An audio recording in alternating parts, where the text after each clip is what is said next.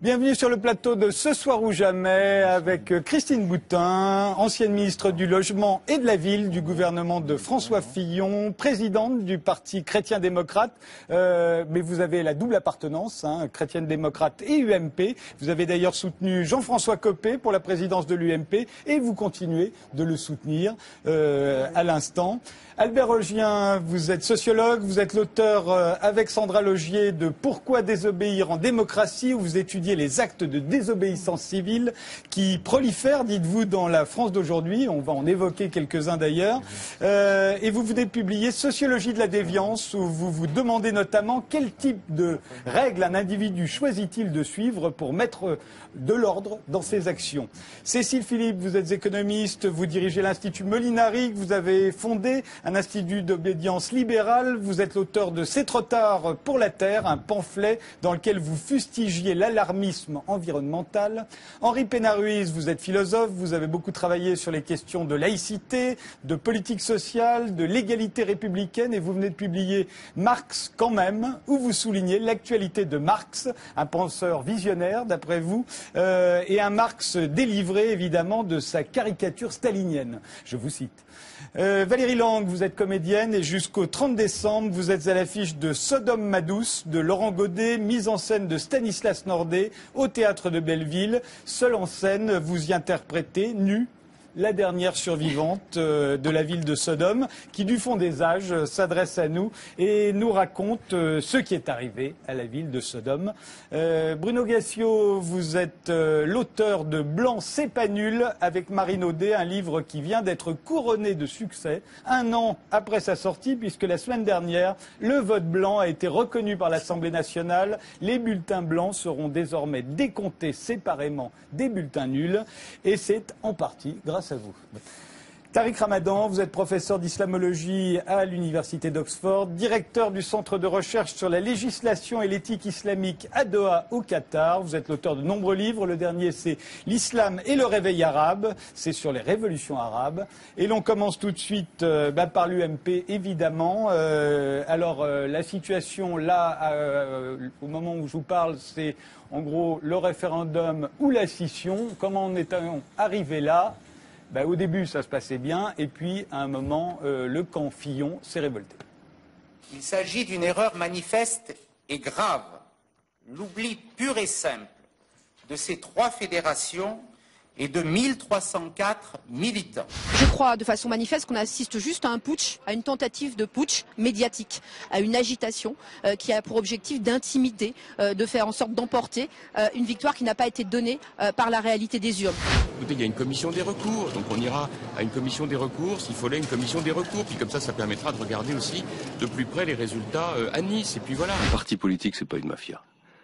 Un parti politique, c'est pas un endroit où on peut étouffer les affaires, refuser de dire la vérité. Les seules conclusions que j'accepterai, ce sont celles d'Alain Juppé et de sa commission, parce que c'est la seule instance dans laquelle j'ai confiance. 25 minutes à l'Assemblée et Alain Juppé jette l'éponge. Impossible pour lui de réconcilier François Fillon et Jean-François Copé. Je leur ai dit, on ne peut pas s'asseoir sur les statuts, sur les règles juridique d'une organisation, quelle qu'elle soit, par respect pour les militants. Or, la médiation, elle n'avait pas de légitimité pour fonctionner. Dans un communiqué, François Fillon déclare qu'il saisira la justice pour rétablir la vérité des résultats. Pas de quoi perturber la contestée commission des recours du parti qui poursuit son travail et proclame en fin d'après-midi Jean-François Copé président. Je demande à Jean-François Copé une nouvelle élection par les adhérents dans les 3 mois, sous le contrôle d'une commission indépendante, dont la composition devra être incontestable et qui aura seule le contrôle des opérations de vote. Dans l'attente de cette nouvelle élection, j'ai décidé, avec les députés qui me suivent, de constituer un groupe parlementaire qui aura pour nom le Rassemblement UMP.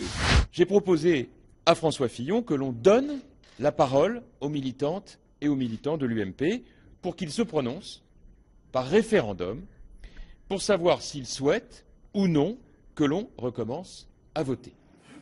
Alors, Christine Boutin est en soutien de Jean-François Copé. J'ai demandé un soutien de François Fillon de venir nous rejoindre. C'est Jean-François Lamour. Vous êtes ancien champion d'escrime, champion olympique d'escrime et ancien ministre des Sports. Aujourd'hui député UMP de Paris. Vous avez soutenu François Fillon dans la course à la présidence et vous le soutenez encore. Alors, c'est à vous que je pose tout de suite la question. Est-ce que François Fillon était dans son droit quand il a finalement refusé d'obéir au statut de l'UMP, qui voulait qu'il aille devant la commission des recours? Il l'a refusé. Était-il dans son droit au risque de causer une situation qui peut être catastrophique pour votre parti? Oui, le droit et les règles, je ne sais pas très bien aujourd'hui ce qu'il faut en penser, en tout cas à l'UMP. En tout cas, dans d'autres situations, d'ailleurs, on va en parler ce soir. Hein. En tout cas, il y avait deux facteurs qui ont fait que François Fillon a dit stop, ça suffit. Un environnement, beaucoup de défiance finalement sur la procédure de vote, des irrégularités, le fait que le parti ait été vraiment à la disposition de Jean-François Copé pendant cette période de la campagne, et puis un facteur déclenchant. Parce que souvenez-vous, le lundi soir, il avait accepté, même s'il estimait qu'il y avait eu des irrégularités, le résultat. Le facteur déclenchant, c'est le fait que 3 fédérations, excusez du peu, n'aient pas été comptabilisées dans le résultat de cette fameuse COCOE qui est devenue mondialement célèbre. Hein. C'est devenu quand même M. Gélard, et certainement, je ne sais pas s'il va faire le tour du monde pour présenter effectivement ses travaux, mais en tout cas, il est devenu très célèbre. Et c'est à partir de ce moment-là, effectivement, que François Fillon a dit on ne peut pas continuer comme ça.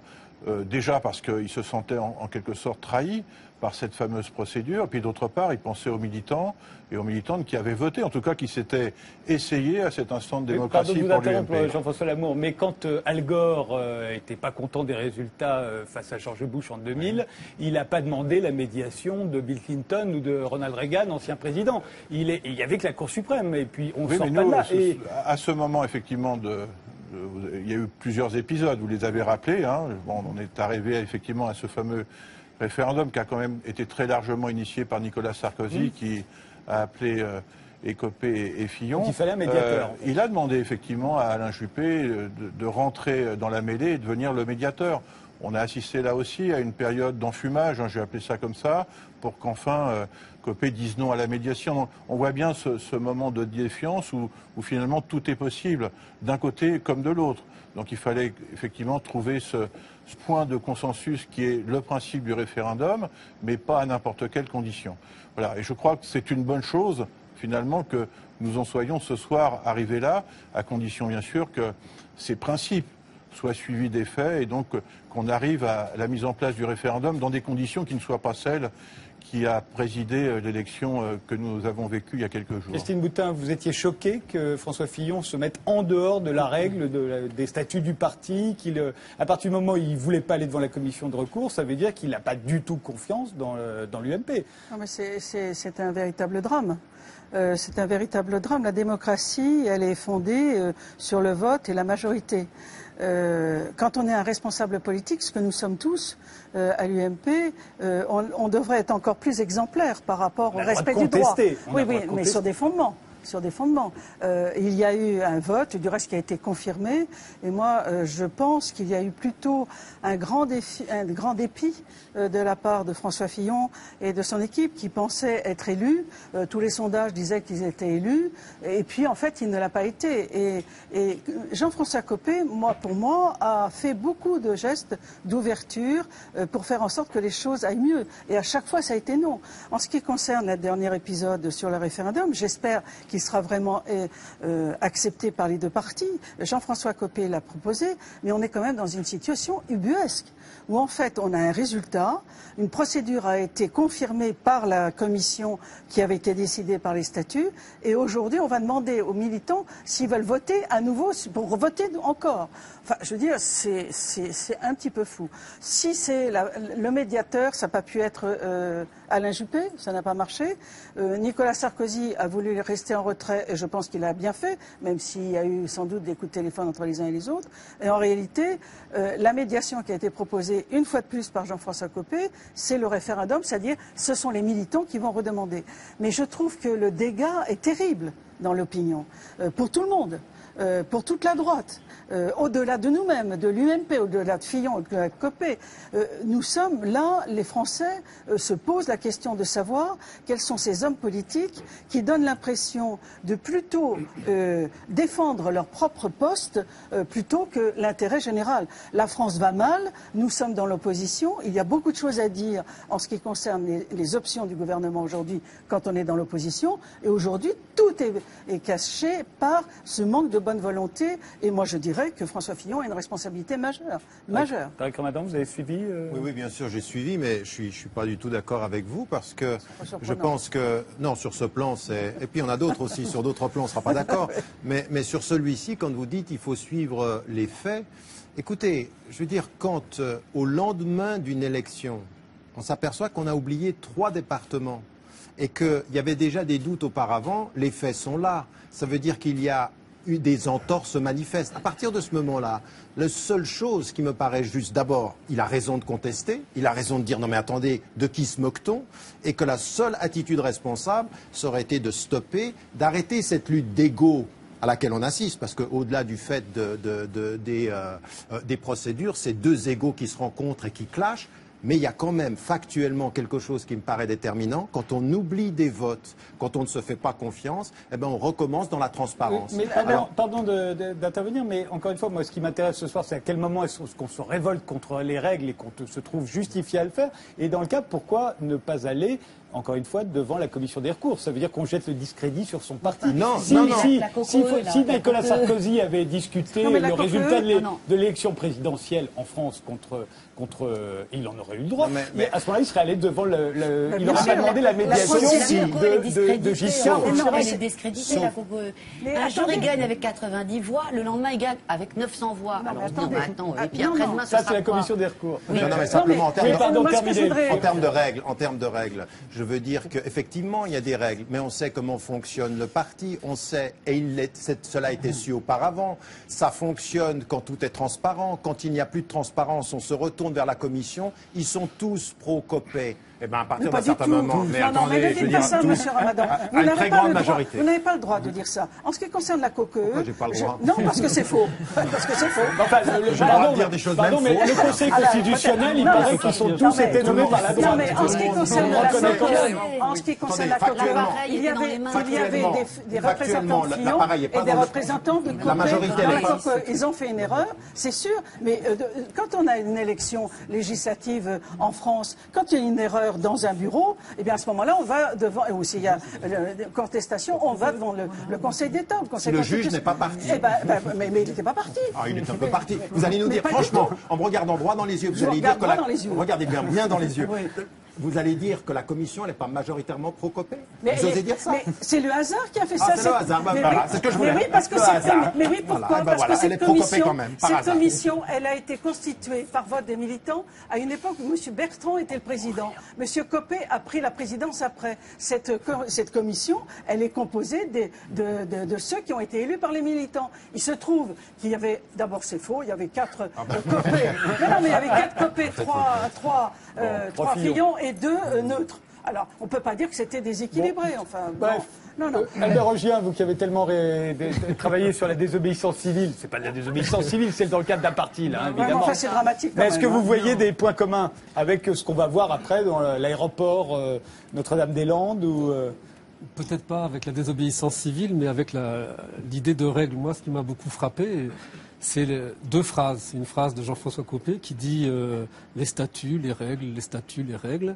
Et l'autre phrase, c'est François Fillon qui dit un parti politique, ce n'est pas une mafia. Et si on joint les 2 phrases, on peut se poser la question de quelles sont les règles qui sont appliquées dans ce parti. Parce que si c'est une mafia, les règles de la mafia ne sont pas les règles qu'on voudrait être celles d'une démocratie. Donc voilà, c'est la seule réflexion que je peux avoir. C'est ce qui justifie le fait qu'à un moment on ne respecte plus la règle, c'est qu'on ne respecte pas la C'est ce qui justifie peut-être après la démarche de François Fillon et le type d'engagement dans le conflit avec et le nom qui a été pris, c'est-à-dire ces 2 clans qui s'affrontent. et qui ont besoin, bien quoi, du parrain pour faire la paix. Et c'est qui Le parrain, c'est les militants, avec Non, le référendum. Avec le parrain, c'est l'appel au référendum. Vous êtes avec un son. Le parrain, c'est la personne qui a proposé le référendum et qui va recevoir les deux belligérants demain. Il faut bien qu'on en sorte. D'abord, il y a une chose que je remercie Jean-François Copé en ce moment, parce qu'il a réussi à me rendre sympathique François Fillon, ce qui était quand même pas simple au départ. Et ensuite, quand on veut transgresser une règle, c'est pas le mec le plus sympathique du monde quand même. Je n'ai pas l'impression qu'il s'est marié depuis 5 ans, je l'ai pas vu sourire. Ah bon? Mais Copé est très sympa. Si vous voulez, on en parle. Mais c'est pas ce que je voulais dire. Quand on veut transgresser une règle, quand on transgresse une règle, on a conscience qu'on transgresse une règle, donc on connaît cette règle. Moi, je ne connais pas. J'ai l'impression que peu de gens connaissent le fonctionnement interne de l'UMP. Parce que vous n'êtes pas militant. Soyez militant, soyez adhérent, et vous connaîtrez parfaitement les règles du jeu. Est-ce que vous pouvez imaginer que des gens n'aiment pas l'UMP? Mais bien sûr. Alors imaginez que je ne l'aime pas. Mais si vous ne connaissez pas les procédures, vous ne pouvez pas les critiquer. Je connais les procédures du vote. Je ne suis pas en train de critiquer la procédure. Je suis en train de me demander, parce que je m'interroge, est-ce que ces gens transgressent quelque chose? Est-ce que M. Fillon transgresse une règle? Moi, personnellement, je ne connais pas. C'est très bien. Il a toujours dit qu'il ne voulait pas aller devant la commission des recours. Est-ce que dans les statuts, vous allez pouvoir me répondre, est-ce que ce référendum existe dans les statuts? Un réféndum pour... Non, parce que c'est idiot. Non. Mais c'est une bonne volonté de M. Copé qui, pour pouvoir arriver à sortir, propose que les militants tranchent. Pour essayer de... Mais c'est le même mec qui à midi disait, enfin la même personne, pardonnez-moi, je parle un peu populaire, la même personne qui à midi disait les statuts, les règles et rien d'autre. Et là, il en sort. Mais non, mais vous n'allez pas lui reprocher de débloquer la situation. Si, vous lui reprochez de débloquer la situation. Et l'ensemble de son œuvre. Non, mais ça, c'est autre chose. Vous lui donnez beaucoup de force, là, parce qu'il n'est pas tout seul. Il n'a pas tout seul, franchement. En gros, Jean-François Lamour, Fillon a eu raison, puisqu'à la fin, tout le monde est sorti des règles. Tout le monde est sorti des règles en instituant ce référendum qui n'a jamais été prévu par... de la discussion, qui est quand même assez brouillonne, c'est que c'était pas plus mal, finalement, de s'engager vers à la fois une consultation des militants, parce que c'est quand même eux qui sont les principaux concernés, et puis très certainement vers un vote à nouveau, mais selon d'autres règles, parce que effectivement, il faut bien reconnaître que le dispositif mis en place n'était pas suffisamment performant. On est dans le 15e, là. Il se trouve que c'est ma circonscription. Il y a des militants qui ont fait 3 heures de queue. D'ailleurs, ils les ont pas fait, mais qu'ils se sont barrés. Ils ont fait 3 heures de queue pour aller voter. Donc on voit bien qu'il y avait un problème également d'organisation. Mais c'est la première fois quand même qu'on change les règles pendant... Alors oui, parce que ce référendum, effectivement, il n'existe pas. Voilà. Donc c'est déjà un geste de part et d'autre, initié, il faut bien le dire, peut-être par Jean-François Copé qui l'a exprimé, mais surtout par Nicolas Sarkozy qui a téléphoné à l'un comme à l'autre et qui a permis, en gros, de proposer une sorte de sortie de crise. On va bien voir ce que ça va donner. En tout cas, c'est le principe. Mais pas aux mêmes conditions que le premier vote. Parce que si on repart effectivement avec un dispositif qui est uniquement piloté par le secrétaire général de l'UMP, avec une organisation qui effectivement... Non, j'ai bien dit le secrétaire général de l'UMP. Alors je pense qu'on va aller très très vite à nouveau dans le mur. C'est pour ça que François Fillon a proposé un certain nombre de principes. Tout ça organisé par une entreprise indépendante qui fera un vote Internet. Il n'y a aucune confiance, on a bien compris. C'est ça, exactement, c'est ce que je voulais dire. Le vrai problème, il est là. C'est qu'il y a un problème de confiance. Et l'un et l'autre, il n'y a pas une chose qui vous interroge. Il y a une chose qui personnellement m'interroge et qui devrait vous interroger l'un et l'autre, c'est que ces personnes qui ont fait ce parti et qui sont aujourd'hui en train de se déchirer, ont dirigé la France pendant 10 ans. Ça, c'est une vraie question. À quel niveau était-il lorsqu'ils dirigeaient cette France? Et en plus, nous avons le Premier ministre, l'ancien Premier ministre. Vous voyez un petit peu la responsabilité qu'il y a. On a aussi des ministres. Il y en avait un qui était Premier ministre. Mais je comprends que vous défendiez un petit peu votre C'est pas la même chose. La question qui se pose, c'est la confiance. Et comment on va restaurer la confiance? Mais au-delà de la confiance, dans les structures même de son parti, quand on n'arrive pas à organiser dans son propre parti, mais si, mais on y arrive très bien. C'était mal organisé. Henri Pénard-Ruiz et Cécile C'était un exercice assez nouveau pour nous. Oui, je voulais... Henri Pénard-Ruiz. Oui, je voudrais dire que tout ce spectacle est affligeant. Quelle image de la politique on donne. Il est temps de passer à une 6e République et de dire place au peuple, parce que vraiment... Franchement, chaque jour, il y a des plans sociaux, c'est-à-dire des gens qui se retrouvent sur le carreau. Et ça, c'est les vraies questions, c'est les vrais problèmes. Que des hommes politiques fassent passer en avant leurs ambitions personnelles, c'est à croire qu'ils n'ont plus de convictions, qu'ils n'ont que des ambitions. J'admets qu'un homme politique ait des ambitions, mais qu'il les mette au service de ses convictions. Or, aujourd'hui, on vit dans une situation qui est dramatique pour les travailleurs qui subissent chaque jour des plans sociaux au nom d'une Europe ultralibérale.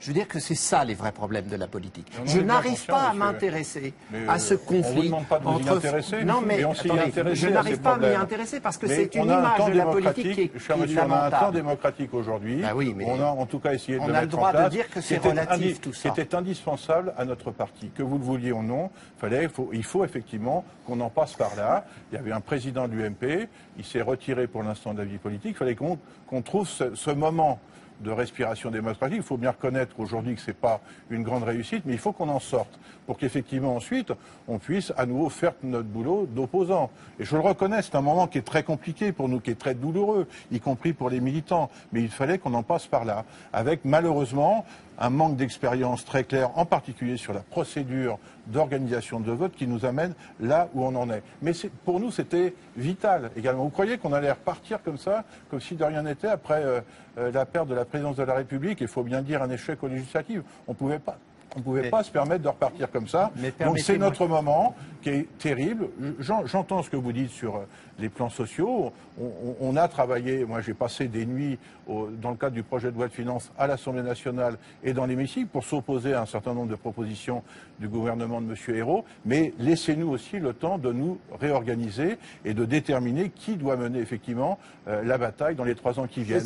C'est pas une grande réussite pour l'instant, mais il faut qu'on en sorte. C'est tout à fait vrai. Mais vous avez tout à fait le droit d'avoir ce temps, et vous l'avez, mais je trouve que c'est disproportionné par rapport à la gravité des questions qui se posent. Voilà, mais il y a d'autres problèmes bien plus. Mais oui, on est tous d'accord avec ça. Non, mais c'est aussi la façon dont on en parle et l'importance. Je trouve que vraiment, il faut relativiser le sujet et dédramatiser. Vous parliez de révolte, mais c'est une révolte tout à fait relative parce qu'on reste quand même dans un processus démocratique typique. C'est arrivé à gauche, c'est arrivé à droite. Non, à gauche, ils n'ont pas changé les règles au milieu. Ils n'ont pas changé les règles. A reconnu sa défaite. Non, mais vous avez cette bataille d'ego, parce que finalement, dans le processus politique, à la fin, vous avez un gagnant et un perdant, et c'est sûr que les enjeux sont énormes. Là, effectivement, il y a eu la perte de la présidence, donc les cartes sont rebattues, mais on reste dans le...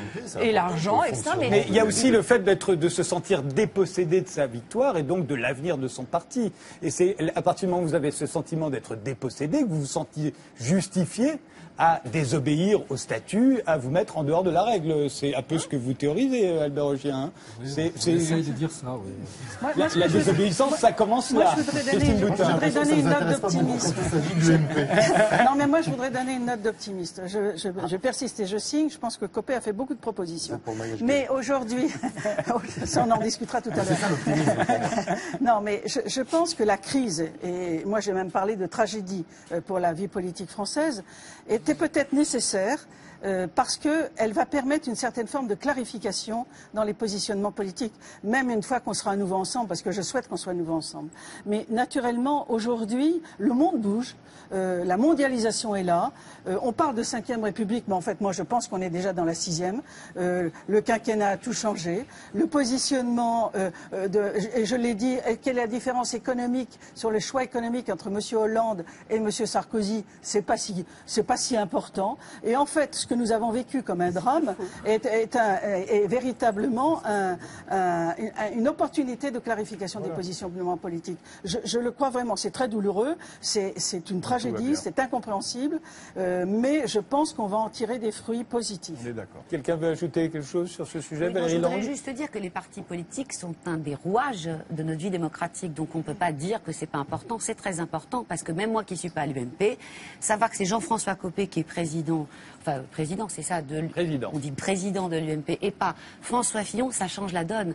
Parce qu'on dit, en tout cas les commentateurs politiques disent qu'il n'y a pas de différence idéologique entre les deux. Il me semble qu'il y en a une. Mais c'est la clarification. Donc, et ça, c'est très important pour les sympathisants, c'est-à-dire pour les gens qui voteront demain et pour les choix politiques qui vont être faits. Donc il me semble que c'est important pour nous aussi, qui ne sommes pas à l'UMP, de savoir comment on choisit son président et quelles vont être les positions de ce président. Ça fait partie de notre vie politique. C'est un dérouage indispensable. Et la forme est très importante aussi. Parce que, par exemple, moi je dis coup de chapeau à François Fillon aussi. toutes ces... Moi, je dis coup de chapeau à Jean-François. Moi, je dis coup de chapeau. Quel courage. Et quel courage. Henri Pénard-Ruiz, un dernier mot. Non, simplement, je reconnais tout à fait le droit à l'UMP d'avoir ses débats intérieurs, mais ce qui me choque dans la couverture médiatique de cette question, c'est que c'est absolument disproportionné au regard des vrais problèmes. Je veux dire que des ouvriers chaque jour soient au chômage, c'est quand même 10 fois plus important. Et il faut s'interroger sur notre devenir social et économique. C'est quand même... Un dernier mot, Jean-François Lamour, vous avez nous quitter. Sur cette couverture médiatique, nous recevons, je suis un des porte-parole de François Fillon, 20 à 30 coups de téléphone par demi-journée pour venir sur des plateaux.